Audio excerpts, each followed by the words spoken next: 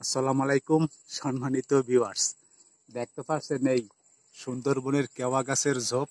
বিশাল বড় একটা কেওয়া গাছের ঝোপ। এই ঝোপের ভিতরে বন্ধুরা কাঁঠাল পাইকে আছে। সুন্দরবনের কেওয়া কাঁঠাল, কেউ বলে সুন্দরবনের বন কাঁঠাল, কেউ বলে ডুরাইন ফল। তো বন্ধুরা, এই ফল যে পাকছে, এই কেওয়া ফল, পাকা ফল আমি আপনাদের বাইর করে দেখাচ্ছি কিভাবে এই ফল বাইর করে আনতে হয়।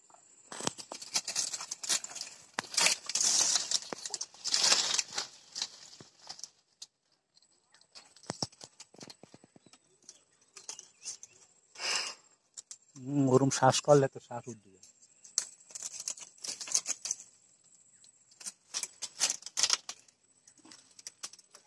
এই যে বন্ধুরা, দেখতে পাচ্ছেন সুন্দরবনের পাকা কেওয়া কাঁঠাল, সুন্দরবনের বনফল।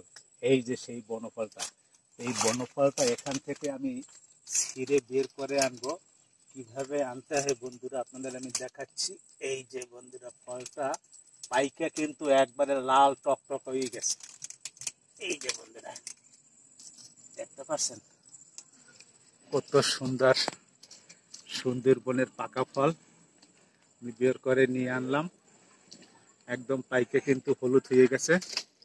তো বন্ধুরা, এই ফল কিভাবে খায় তা কি আপনারা জানেন?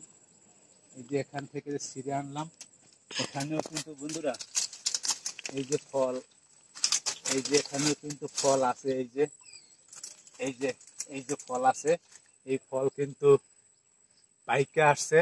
আর দুই একদিনের মধ্যেই ফলগুলি পাইকে যাবে। তো এই যে পাকা ফলটা আমি ছিঁড়ে নিয়ে আসলাম। এই ফলটা কিভাবে খেতে হয় আপনারা জানেন? এই ফল কিন্তু খেতে খুবই মজা, সুস্বাদু এবং মিষ্টি লাগে। ফলগুলি খেতে দারুণ ঘ্রাণ এই ফলে। তো বন্ধুরা, এই কাঁটার ভিতরে ঢুকতেই কিন্তু সবচেয়ে কষ্ট এবং কষ্টদায়ক। তো বন্ধুরা, আপনাদের আমি এই ফলটা এখানে ভেঙে দেখাচ্ছি যে এই ফলটা কিভাবে ভাঙতে হয়। আর এই যে বন্ধুরা, কোয়াগুলি দেখছেন, এই কোয়াগুলি কিন্তু খাওয়া যাবে না। এই ফলটার খেতে হবে কিন্তু ভিতরে সাদা একটা অংশ আছে, সেই সাদা অংশটা। বন্ধুরা, এই যে সেই সাদা অংশটা, এই সাদা অংশটা বন্ধুরা খেতে হবে। এই সাদা অংশটা খেতে কত সুন্দর ঘ্রাণ, কি মজার ঘ্রাণ বন্ধুরা। এরকম কিন্তু এই ফল খেতে হয়, আর খেতে কিন্তু খুবই মজা লাগে, সুস্বাদু লাগে। তো বন্ধুরা, ভালো থাকবেন সবাই। আজকের মতো এখানেই।